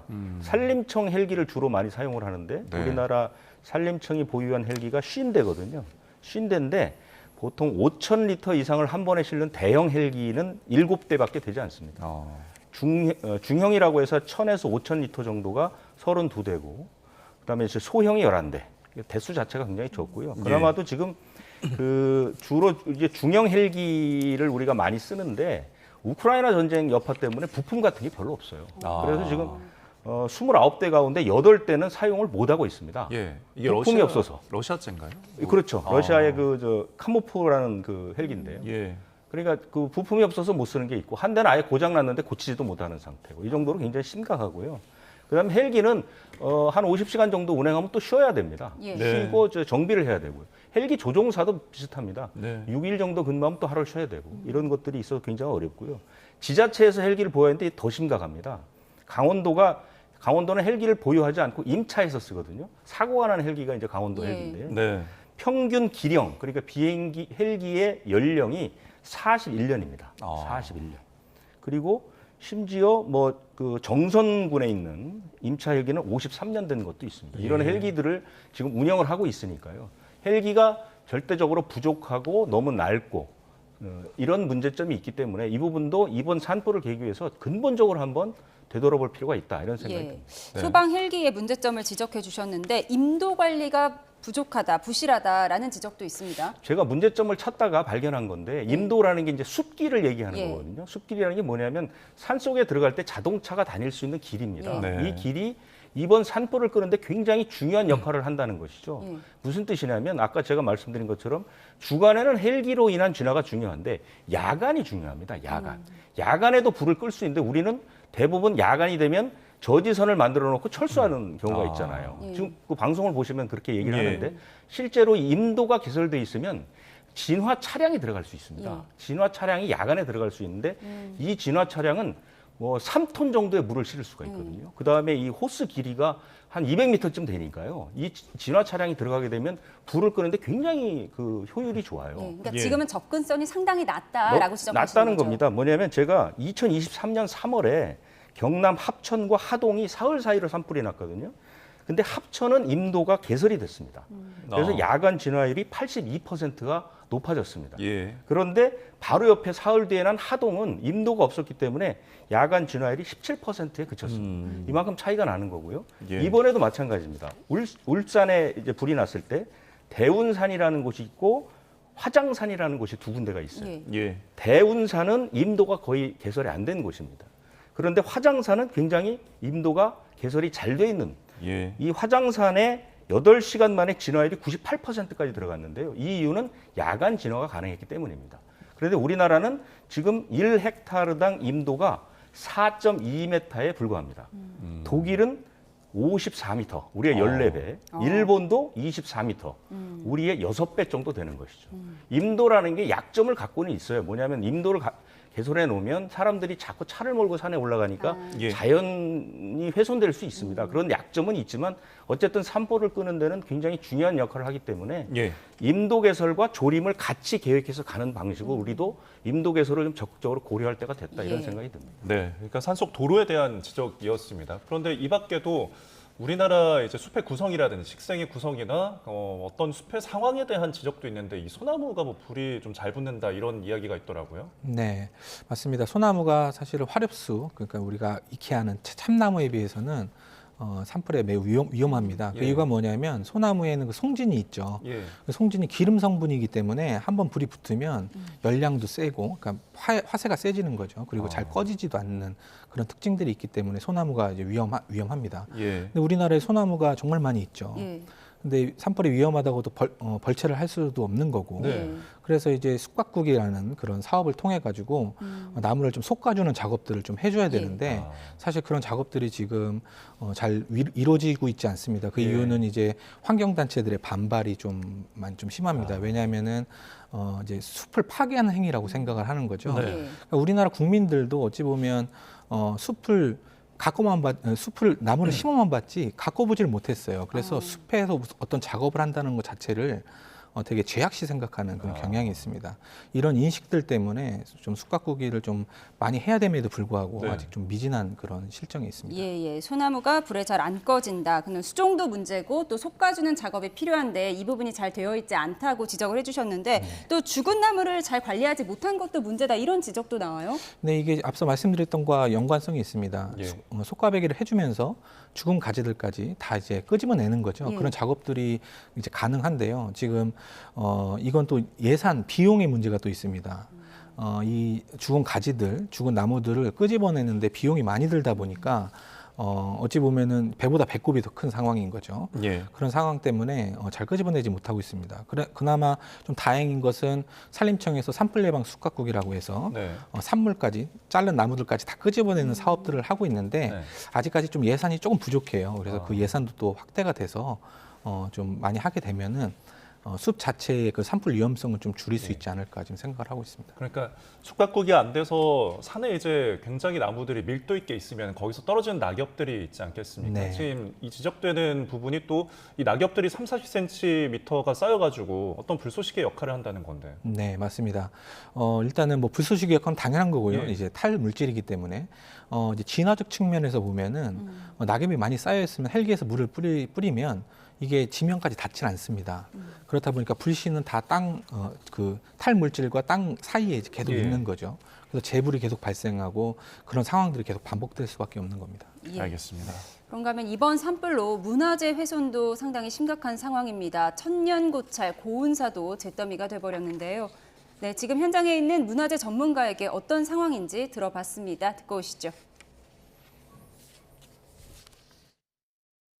아직 기와에 열기도 남아 있고, 네. 그래서 이제 사람들 못 들어가는 접근 금지 편말을 세우려고 지금 들어가고 있어요. 그 전날 선제적으로 이제 저희들이 5톤 털어가고 네. 이제 탑차하고 막 차량들을 동원을 해서 조짐이 혹시 있을지도 모른다는 생각하에 불들을 실어냈죠. 현판도 떴고 직선거리로 한 6km 정도 되는 거리에 저희들 창고가 있습니다. 이제 불 나는 날은 오전부터 이제 고온사에 대기를 하고 준비를 하고 있었는데 불이 4시경을 기준을 해서 들어오기 시작하는데 보물을 이제 해체 준비를 하고 있다가 해체를 했죠. 옮겨 실으려고 하는 순간에 막 불꽃이 사방에 튀기 시작하는 거예요. 스님들의 예전 노고를 기리기 위한 공덕비 같은 그런 건데 예. 철비로 된 비는 흔하지 않거든요. 그거는 도저히 못 싣겠더라고요. 아. 막 불은 들어오고 해서 그때 고불전에 부처님도 못 옮기고 죄송합니다 하고 그냥 탈출을 하게 됐죠. 바깥으로 나오니까 온 산이 그냥 또 막 들판이 불꽃이 날아다녀서 도저히 그냥 뒤에 포장도 안 했거든요. 예. 그 탱화도 그냥 실려 있는데 불 한 덩이라도 들어가면 그냥 붙으니까. 그래서 국여지책으로 그 4차선 도로 밑에 통로 박스가 있습니다. 예. 그 밑에다가 이제 막 차량을 집어 넣어놓고 또 안전한데 다 이제 차량은 목불들은 다 살렸어요. 한 대도 안 타고. 네. 저희 이제 문화재와 이제 관련된 전문가에게 녹취 인터뷰를 좀 듣고 왔습니다. 지금 이 경북을 대표하는 천년고찰입니다. 신라시대 때 지어져 1000년이 넘은 건데 이 국가지정 보물들이 모두가 전소가 된 게 결국은 예전에 이제 나무로 지어서 목조 건물이어서 그렇던 거죠. 사실은 목조 건물이라고 해서 산불에 취약한 건 아닙니다. 그래요? 그 위치가 중요한 거죠. 위치. 네. 산림 인접지와 가깝기 때문에 이제 산불에 취약하다고 볼 수가 있는 거고요. 예. 그러니까 이게 사실은 산불은 불이 훑고 지나가는 거기 때문에 예. 통나무 같은 것들은 잘 타질 않습니다. 그래서 어떤 기둥이나 이런 데 불을 붙을 가능성은 없는데 예. 결론적으로는 그 불씨가 실내로 들어가냐 안 들어가냐가 가장 중요합니다. 예. 왜냐하면 실내 안에는 연소되기 쉬운 물질들이 좀 많이 있기 때문이죠. 그래서 이런 문화재를 보호하기 위해서는 사실은 그 주변에 숲에 산불에 강한 수종들을 좀 많이 심게 되면은 문화재를 좀 보호하는 데 도움이 될 수 있습니다. 예. 이번 산불 역대 최악의 산불로 기록되고 있는데 피해 지역을 추산하면 서울의 절반 면적이다 이런 추산이 나오더라고요. 네. 지금 공식적인 통계로는 약 3만 6천 헥타르 정도가 탔다라고 얘기를 하고 있는데 지금 이제 그 영덕이나 청송까지 번진 상황을 보면은 그보다 훨씬 더 심할 거로 판단을 하고요. 뭐 제 개인적인 생각이지만 이제 2000년 동해안 산불 때 한 2만 2천 헥타르 정도가 탔죠. 거기에 한 4배에서 5배까지도 탔을 거다라고 저는 지금 조심스럽게 좀 예상을 하고 있습니다. 예. 네. 그러면은 이제 뭐 6만까지도 넘어설 수 있다라는. 네, 6만 헥타르 정도는 넘어섰을 거라고 지금 판단합니다. 알겠습니다. 정확한 뭐 피해 추산은 나중에 이제 해보면 저희가 파악할 수 있을 것 같은데요. 인명 피해 이야기도 좀 해보겠습니다. 저희가 앞서서 이제 속보로도 정해드렸는데. 네, 잠시 방금 들어온 속보가 있어서 먼저 전해드리고 대담으로 이어가겠습니다. 행정안전부가 울산과 경북, 경남 지역 대형 산불 확산으로 어려움을 겪고 있는 지방자치단체와 피해 주민들이 활용할 수 있는 다양한 지방재정제도상 특례와 정부의 조치사항 등을 안내했다는 속보가 들어와 있습니다. 네, 지금 뭐 산불로 파손된 자산이나 대체물, 취득세 등록 면허세에 대해서 면제를 한다는 내용이 포함되어 있고요. 결국에는 지금 자동차가 많이 파손이 됐는데 자동차세에 대한 면제, 지방세 추가 감면도 내용이 담겨 있습니다. 예, 특별재난지역으로 선정된 경우에 지방세 납부를 최대 2년까지 연장할 수 있고요. 또 중소기업 법인의 지방소득세 3개월 동안 연장 가능하다는 내용입니다. 네, 추후 긴급재해 복구를 위한 활용도 요청할 계획이라고 합니다. 자세한 내용은 또 전에 들어오는 대로 전해드리겠습니다. 자, 저희가 피해 상황에 대해서 좀 짚어보고 있었는데 인명 피해 상황도 계속 늘고 있지 않습니까? 그 지역에 사는 분들이 되게 연세가 많은 분들이 많이 사시고요. 예. 할아버지 할머니들이 사시고 그래서 그분들 피해가 많은 것도 있고요. 우리가 대부분 요즘에 이제 대피 문자 같은 거를 이제 휴대전화를 통해서 보내지 않습니까? 그런데 어르신들의 특징은요. 이 어르신들이 조금 그 동작이 아무래도 젊은 사람보다 좀 늦습니다. 준비하시는데 시간이 걸리고요. 더 심각한 것은 뭐 우리 집까지 오겠어 하면서 안 움직이시는 경향이 있어요. 그래서 이 문자 같은 것도 이 대도시보다는 훨씬 선제적으로 대응할 필요가 있는데 이번에 많이 늦었습니다. 그러니까 불이 경계선을 막 넘어난 뒤에 이제 문자를 띄웠다는 거죠. 이건 굉장히 심각한 문제죠. 그러니까 어르신들 피해가 많을 수밖에 없는 거고요. 두 번째는 대피 장소 같은 걸 안내를 잘못해서 대피 장소를 안내했다가 그곳으로 갔는데 그곳에 불길이 덮쳐서 다시 옮기는 영덕군에서 그런 일이 있었거든요. 이런 문제도 심각한 문제가 되는 것이고 한꺼번에 대피 명령을 내렸습니다. 안동시는 지난 25일 오후 5시에 모든 시민은 대피하라 이렇게 얘기를 한 겁니다. 그럼 안동시 주민 몇만 명이 한꺼번에 도로를 나와서 완전히 전쟁터가 돼버린 거죠.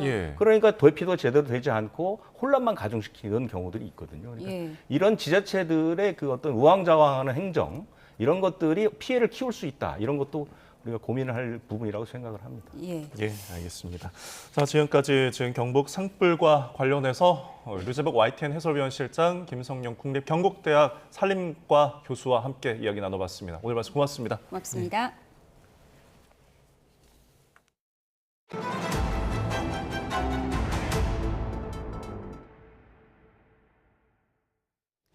네, 앞서 전해드린 것처럼 경북 북부와 동부권으로 확산한 이번 대형 산불로 숨진 희생자의 대부분 고령층이었습니다. 네, 산불이 급격히 확산하는 가운데 더 신속한 조치가 필요했다는 지적도 나오고 있습니다. 부장원 기자입니다. 지난주부터 이어진 산불은 재난 취약계층인 노년층부터 덮쳤습니다. 경북 지역 사망자 가운데 대부분이 60대에서 80대 노인이었습니다. 민가로 번지는 산불을 미처 피하지 못했거나 대피 중에 숨진 것으로 추정됩니다. 영덕에서 숨진 100세 노인은 미처 빠져나오지 못한 채 집이 불에 타 매몰돼 숨졌습니다. 현장에선 미처 대피하지 못한 노인들을 구조하기 위한 노력이 이어지고 있습니다. 주민 대피를 못한 곳이 있는지 또 지역 주민들의 공무원하고 소방, 경찰들이 협력해서 가가호호 방문하여 직접 모셔서 나오는 그런 상황도 있었습니다. 이런 상황을 막기 위해 사전에 더 빨리 적극적으로 대처할 수 없었느냐는 지적이 나옵니다. 불이 빠르게 확산한 가운데 긴급 재난 문자를 받은 뒤 대피하기에는 시간이 충분치 않았던 겁니다. 시골들이 집에서 키울 때 있으면 안 느껴. 그래서 우리도 여기 엄마 아버지 계시다가 불 지도 보고 나오셔서 하셨거든요. 이 기회없이 못 나오셨을 거예요. 연기에 들어가서 나오라 하냐 보니까. 강풍이 예보됐고 주민 대부분이 스스로 대피가 어려운 고령자인 점을 감안해 사전에 대피하도록 안내하는 건 물론 풍향이 바뀌어 대피 장소를 급하게 변경해야 하는 경우도 대비가 필요했다는 지적입니다. 마을의 이장님들, 분회장님 또 청년회장 통해서 좀 안전하게 확인을 해서 좀 안전한 공동 장소로 좀 대피를 하고 또 필요하면 교통 수단도 마을이나 또 면에서 확보를 해서 제공하는. 노인이나 장애인 등 재난 취약계층에 대한 세심한 고려와 함께 고립된 농어촌 지역의 현실을 감안한 재난안전 관리 시스템의 마련과 작동이 절실해 보입니다. YTN 부장원입니다. 네, 산불 관련해서 조금 전 들어온 속보를 먼저 전해드립니다. 경북 영양군 석보면에도 주민 대피령이 내려졌다는 속보입니다. 네, 의성에서 시작된 경북 산불 계속 동진을 하고 있습니다. 영양과 영덕까지 지금 번진 상황에서 영양군 석보면에 대해서 주민 대피령이 내려졌다는 속보가 들어왔습니다. 현재 이제 석보면 주민들은 영양군민회관으로 즉시 대피하라는 행동 요령까지 나왔습니다. 자세한 소식은 또 들어오는 대로 전해드리겠습니다. 네, 다음 소식 이어갑니다. 이재명 민주당 대표의 공직선거법 2심 선고에서 피선거권 상실령을 선고한 1심을 뒤집고 무죄가 나왔습니다. 네, 이른바 사법 슈퍼위크도 절반이 넘어가면서 윤석열 대통령의 탄핵심판 선고일자가 다음 달로 넘어가는 다시 시선은 윤석열 대통령의 헌법재판소로 쏠리고 있습니다. 자세한 내용 김광선 변호사와 함께 짚어보겠습니다. 어서 오십시오. 어서 오세요. 안녕하세요. 네.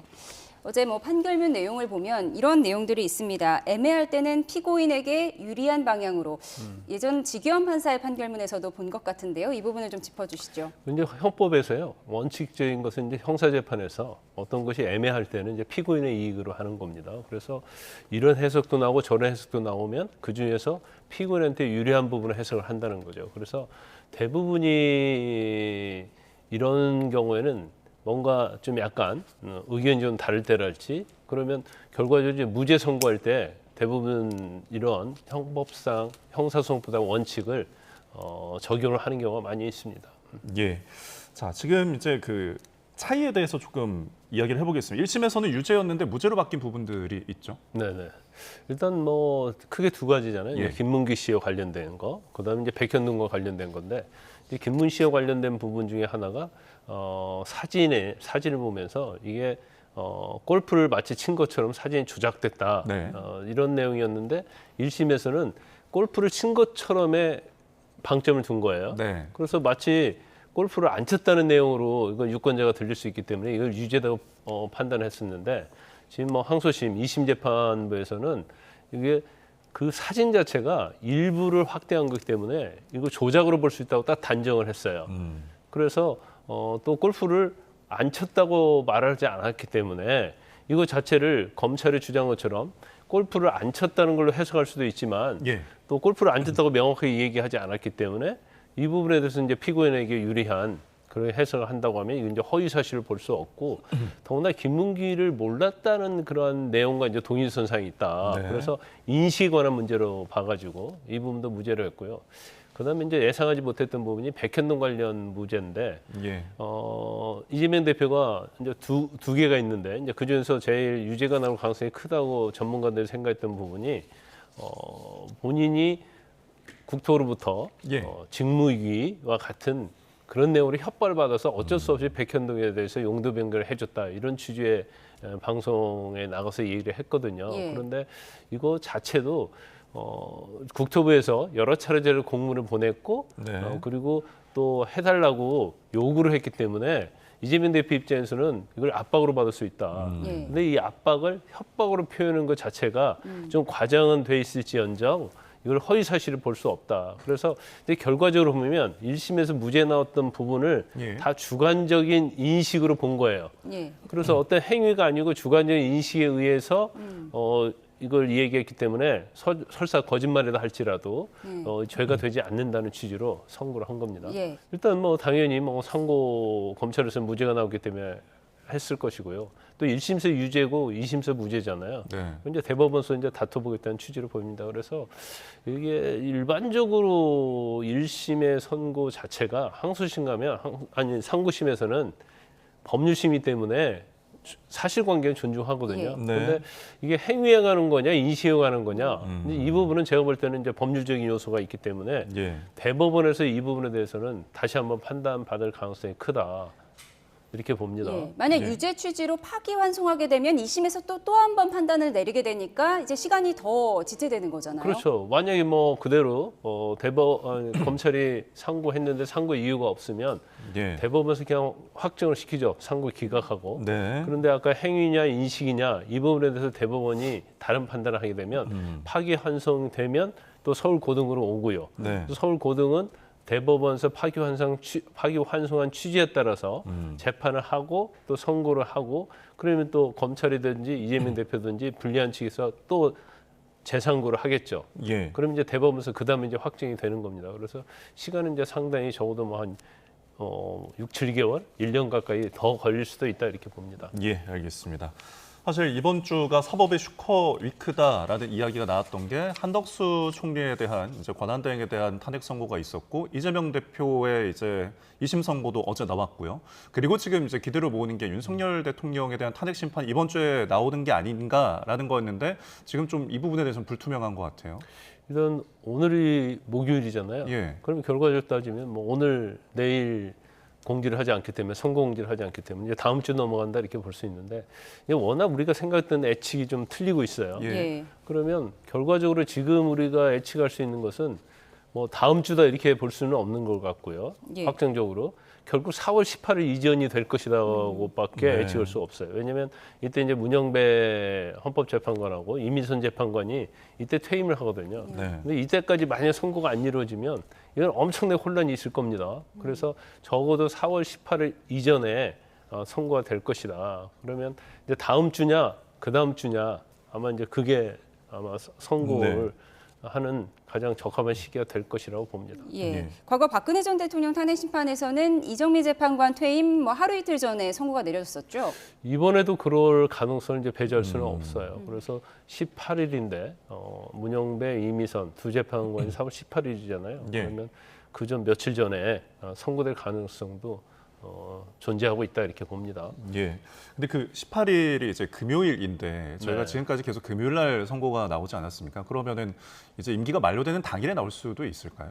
아니 그렇지는 않을 거예요. 일단 뭐 이임식도 해야 하고요. 예. 여러 가지 또 절차가 있거든요. 네. 그래서 지금은 저희가 뭐 그냥 박근혜 전 대통령하고 노무현 전 대통령 때는 금요일 날 선고됐기 때문에 네. 금요일 날 선고될 것이라는 그 생각을 많이 하잖아요. 그렇습니다. 또 여러 가지로. 근데 이제는 뭐 금요일 날 선고될 것이라는 것을 무조건 뭐 우리가 예측하는 그런 시간은 좀 지났다고 봐요. 그래서 지금부터는 평결이 되고 이제 선고의 시기가 딱 정해지면 하는 것이지. 예. 제가 볼 때는 이제는 뭐 금요일이냐 목요일이냐 수요일이냐 이건 제가 볼 때는 그렇게 고려하지 않을 것이다 이렇게 봅니다. 알겠습니다.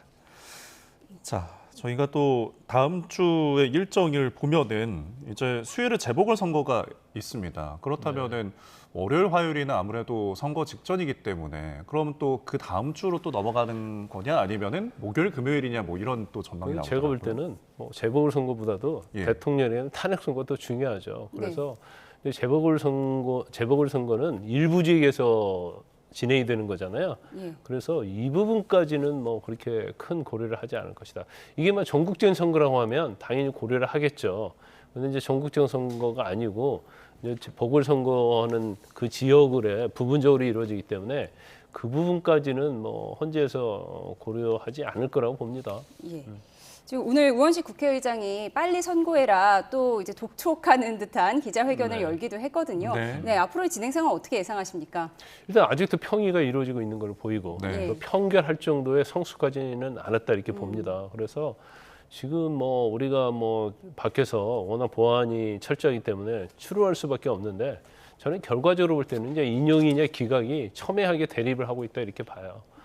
그래서 어느 결론을 내야 하는데 뭐 언제까지 시간을 끌 수는 없는 거거든요. 그러면 더 이상 뭔가 의견이 조율이 안 되고 그러면 뭐 한덕수 권한대행의 선거처럼 다양하게 나올 수 있다. 그럼 이 다양하게 우리 결정하고 순서 돌아가면서 평결하고 예. 그 결과를 가지고 선고를 해야 하는 그런 상황이 올 것이다 그렇게 봅니다. 근데 이재명 대표가 무죄 선고 받고 사법 리스크를 어느 정도 해소했으니까 민주당 입장에서는 뭐 급할 것 없는 거 아니냐 이런 분석도 나오잖아요. 그렇죠. 이제 시간상으로 보면 이제까지 이제 민주당에서 계속적으로 탄핵 선고 빨리 하라는 것은 이재명 대표의 2심 선고보다도 빨리 하라는 취지였는데 이제 시간제로 보면 이제 그런 부분에서 자유로워졌어요. 그런데 이제 또 다른 면에서 보면 이게 시간이 길어지니까 민주당 입장에서 이제 불안해지는 거죠. 이게 인용이라고 하면 이제 민주당이 계속 8대 0을 주장해 왔잖아요. 근데 8대 0이라고 보면 이렇게까지 갈 이유는 없는 거거든요. 그런데 시간이 계속적으로 예측을 벗어나고 시간이 계속 늘어지니까 이제 민주당 입장에서는 혹시 이거 기각되는 거 아니야? 이제 그런 생각을 하면서 또 뭐 민주당 최고위원 일부에서는 보이지 않는 손이 작동하고 있는 것이 아니냐 이런 뭐 문제까지 제기하고 있는 거 아니겠습니까? 알겠습니다. 이재명 대표의 선고 결과, 윤 대통령에 대한 탄핵 심판 전망까지 짚어봤습니다. 김광삼 변호사였습니다. 고맙습니다. 현재 충청 이남 곳곳에 산발적인 비구름이 지나고 있습니다. 오늘 저녁까지 이들 지역을 중심으로 벼락과 돌풍, 오박을 동반한 요란한 비가 내리는 곳이 있겠는데요. 다만 비의 양이 워낙 적어서 경북지방의 산불 진화에는 큰 도움이 되지 못하겠고요. 동쪽 지방을 중심으로는 건조특보가 지속하겠습니다. 바람도 강하게 부는 만큼 화재 예방에 계속해서 주의하시기 바랍니다. 내일 내륙은 다시 맑은 하늘이 드러나겠습니다. 다만 동해안 지방에는 새벽부터 오후 사이 약한 비나 눈이 내리는 곳이 있겠습니다. 또 일부 서쪽 지방은 황사의 영향으로 오전 한때 공기가 탁할 수 있겠습니다. 비구름 뒤로 찬 공기가 밀려와 내일 아침 기온은 서울 3도, 청주 5도, 부산 10도까지 뚝 떨어지겠습니다. 한낮에도 예년 기온을 다소 밑돌겠는데요. 서울 12도, 광주 12도, 대구 14도가 예상됩니다. 날씨였습니다. 네, 이상으로 목요일에 전해드린 뉴스온 마치겠습니다. 함께해 주신 여러분 고맙습니다.